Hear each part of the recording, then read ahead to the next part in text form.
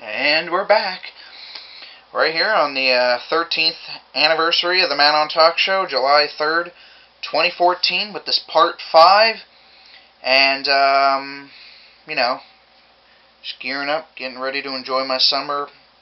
Had to do these little interview pieces added on to, my first part 1, Figured I'd do something a little different this anniversary. I know I do the same bullshit that I've done the past couple anniversaries where I come on, give a thanks and everything like that and hosh kosh.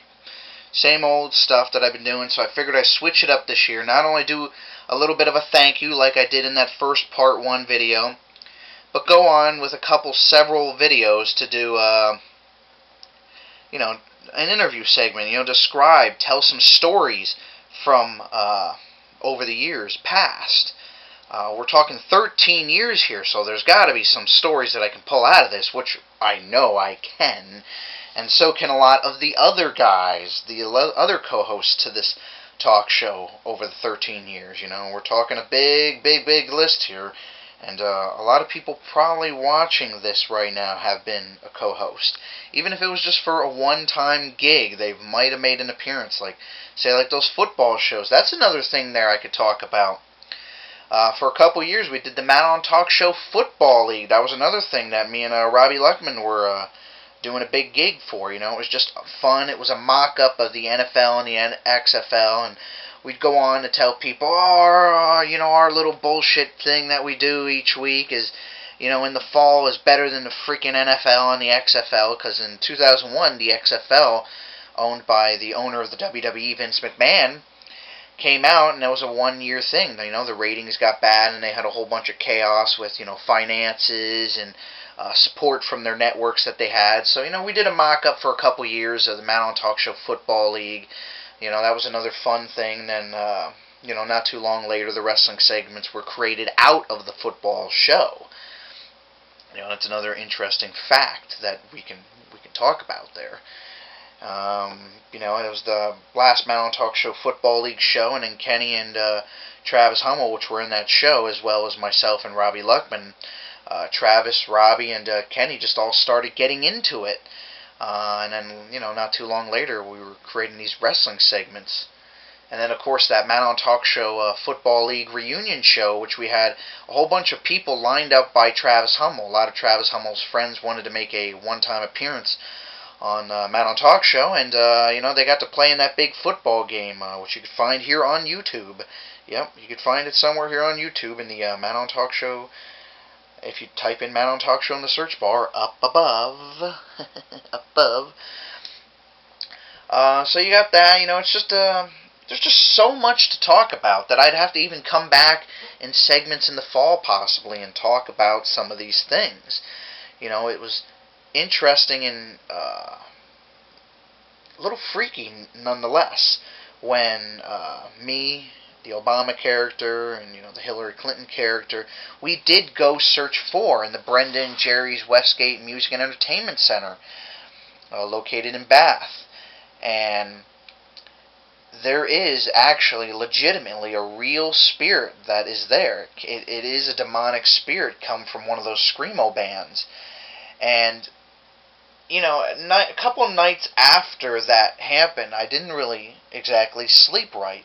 I felt weird after that. Like this thing could have, somewhat attached itself to me and left the venue with me. But, I did help. We did a lot of work. Man on Talk Show Productions did help out a lot with the Brenda and Jerry's and their productions and so on. And we did some of our own filming there. And so who knows if it stayed or followed me elsewhere.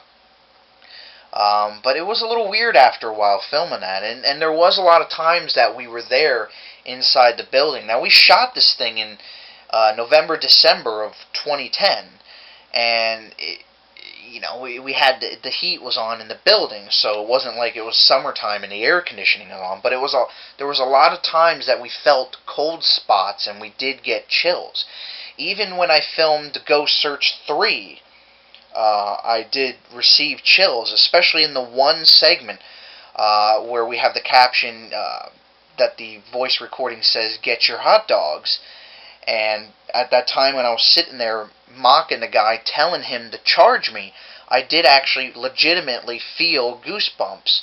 Now, some of us, we just do as a gag for amusement. We, just throw on these little things. Some of it is partially scripted, the Ghost Search thing.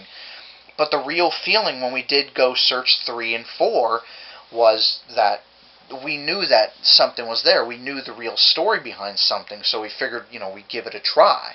I was very influenced by the Ghost Adventure series on the Travel Channel at the time. And that's how I did the Ghost Search. That's how the Ghost Search was created, because it was a spoof off of a real TV show. And legitimately, there was something there. We all did feel a little funny after, we left that night. And we were shooting for hours on end. We were doing these different spots.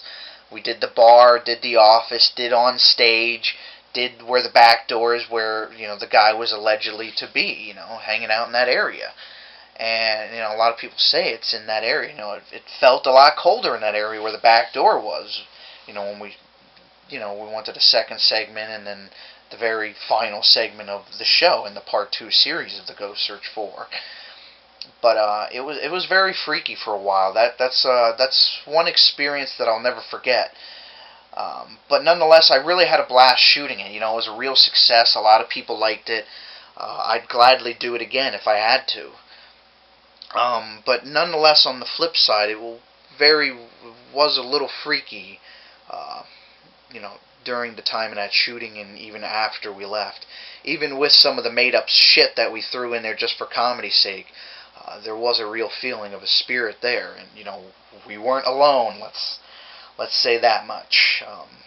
So that's your little tidbit story here for the 13-year anniversary of the Matt on Talk Show, July 3rd, 2014. Matt on out for this Part 5 clip.